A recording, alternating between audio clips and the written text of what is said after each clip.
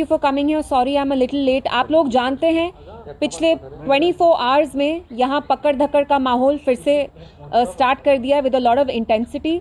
हमने देखा कठुआ में हाउ अ 25-year-old मैन जिनका नाम मक्खन दिन है, उनको पहले जो SHO हैं कठुआ के, उनने उठाया, ब्रूटली डिह्यूमनाइज करके टॉर्चर किया। After that when he was release from custody, ये जो मक्खन दिन है जो बस 25 साल के लड़के थे, उनने मॉस्क के सामने एक वीडियो बनाया जिसमें उनने कुरान हाथ में पकड़ के कहा कि मिलिटेंट तो छोड़ो, I can not even think of being a militant, मेरा किसी भी मिलिटेंट के साथ नाता तक नहीं है। उसके बाद हमने देखा बारामूला में एक ट्रक ड्राइवर 36-year-old मैन जिनका नाम वसीम मीर है, जो एक डेली वेजर थे। मैं उनकी फैमिलीज और रिलेटिव्स के अभी ट्विटर पे मैंने एक वीडियो देखा जिसमें कहा कि हम अपने गाँव में इनका एग्जाम्पल देते थे, इतने शरीफ थे।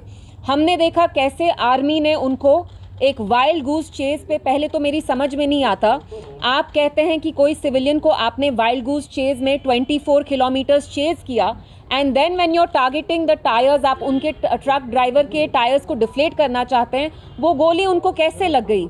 And how was he killed, how was he fatally killed? And I also want to ask the army कि आपने अगर उनका ट्रक सीज किया तो आपको उनके ट्रक में से क्या मिला? और जो कठुआ में भी किलिंग हुई है, आप कह रहे हैं उनने सुसाइड कमिट किया है, बट ये हम सब जानते हैं कि जो विक्टिम भी थे उनने भी एक वीडियो बनाया जिसमें वो रोते रोते कहते हैं कि मुझे कैसे इनने डिह्यूमनाइज किया, मेरा कैसे टॉर्चर किया। और मैं एक सवाल जो यहाँ की सरकार है मैं उनसे भी पूछना चाहती हूँ कि हमने देखा जब 2024 में अक्टूबर में इलेक्शंस हुए, कैसे भारी अक्सरियत से जम्मू कश्मीर पूरे रीजन में आपको लोगों ने इतना बड़ा मैंडेट दिया, इतनी भारी अक्सरियत से आपको लोगों ने ये रिस्पॉन्सिबिलिटी समाई दी। आपको ये रिस्पॉन्सिबिलिटी लोगों ने आपको इसलिए दी क्योंकि उनको लगा पिछले 5-6 साल में, स्पेशली जब से आर्टिकल 370 हटा, यहाँ आर्म्ड फोर्सेस हैं या जो यहाँ ब्यूरोक्रेटिक रूल चल रहा है, कोई अकाउंटेबिलिटी नहीं है, ना लोगों की सेंस ऑफ सेफ्टी है ना सिक्योरिटी है। मैं आज NC सरकार से पूछना चाहती हूँ कि आप लोगों के मुंह पे ताला क्यों है?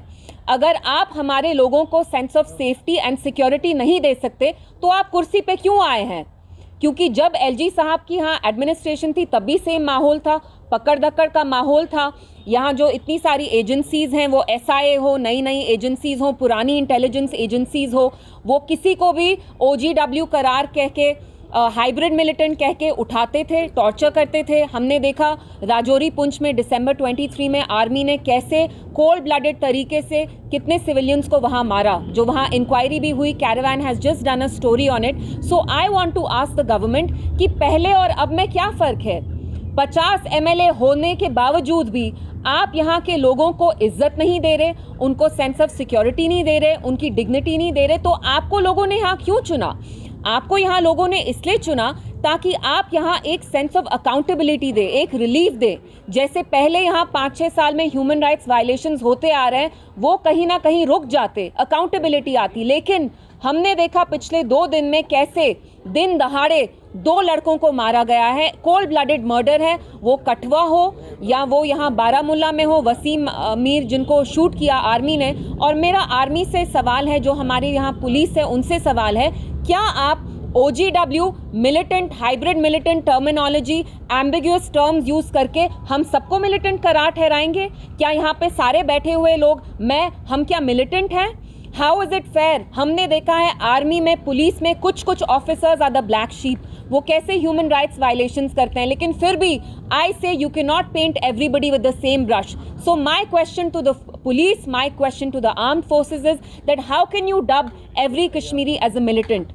How can you paint all of us with the same brush? Are we all militants here? For how long will you keep exploiting this unbridled impunity that you have, whether it's through ASPA, whether it's through other laws that give you a wide scope of these powers, कि आप किसी भी लड़के को जाके गांव में से उठाते हैं, कहते हैं फलाना है, हाइब्रिड मिलिटेंट है, OGW है। कब तक आप ये टर्मिनोलॉजी यूज करते करते हमारे नौजवानों का खून बहाएंगे? जब हम ये नहीं कह सकते कि all police is full of black sheep, how can you paint all Kashmiris as militants? And मेरा फिर से NC सरकार से यही सवाल है कि आज आपके मुंह पर ताला क्यों है? आपके 50 MLA किस लिए आपने लिए? ताकि आप आज मुंह बंद करके बैठें? जब हमारे नौजवानों का खून बह रहा है, जब 25 साल के लड़के को पुलिस टॉर्चर करती है and then he is found dead. यहाँ बारामूला में वसीम मीर हैं जिनको आर्मी ने मारा, and I want to ask them, what did you find from the truck? Has any evidence been found? I'm pretty sure they won't find anything. तो मेरा मकसद यहाँ आने का यही था, मैं आपसे बात करना चाहती थी। हमारे जो जम्मू कश्मीर की पूरी आवाम है, वो नौजवान हो, बुजुर्ग हो, there is a gripping sense of fear, insecurity, there is no sense of safety, there is no sense of dignity. और जो 3 महीने पहले एलजी सरकार में चल रहा था, एडमिनिस्ट्रेशन में सरकार, एनसी सरकार बनने के बाद भी आप देखिए, the chief minister being the head of the state has not issued a single statement condemning either of these killings. So I want to ask them, आपकी तो हिस्ट्री रही है एनसी की, जब से आप 40s में 1947 में NC has normalized every act of betrayal that has been heaped upon the people of Jammu and Kashmir. They have normalized everything. So today I want to ask you, why are you normalizing this? कुर्सी के लिए आप यहाँ के लोगों को कितना जलील करेंगे? पहले तो हमारा अपना प्राइम मिनिस्टर था, झंडा था, कानून थे, आईन था, आज देने को कुछ नहीं है।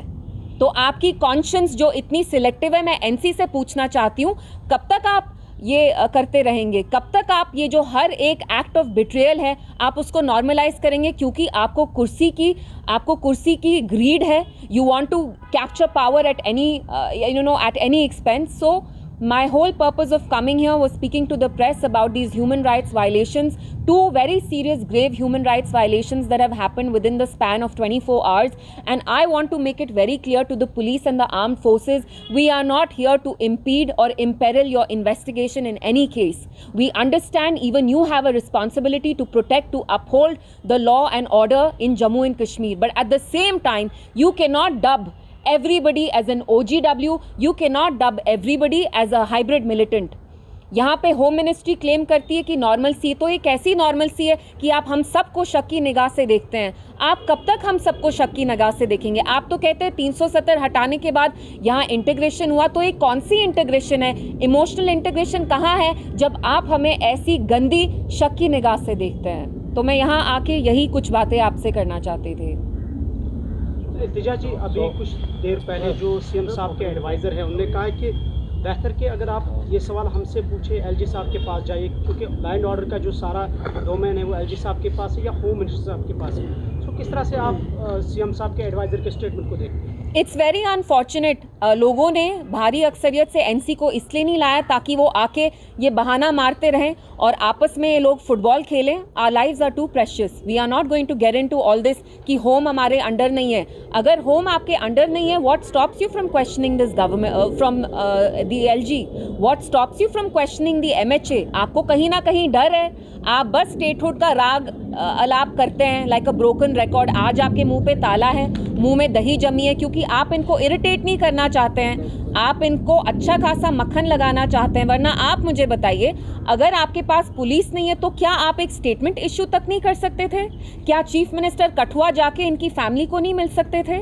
ये जो मक्खन दिन है, 25 साल के जो नौजवान मरे, और ये कहाँ की बहानेबाजी है? ये आपके अंडर नहीं है। जैसे बीजेपी बहाने मारती है कि नेहरू ने ये किया, नेहरू ने वो किया, 12 साल हो गए उनको इक्तिदार में, वैसे कहीं ना कहीं आई एम श्योर एनसी अब यही बहाना यूज़ करेगी कि ये हमारे अंडर नहीं है, स्टेटहुड नहीं है, फलाना डिमकाना। Please respect the life of every Kashmiri person, whether वो नौजवान हो, बुजुर्ग हो, ये बहानेबाजी नहीं चलेगी। Is NC telling me that for the next 5 years if there any human rights violations they will use this convenient excuse that police is not under them?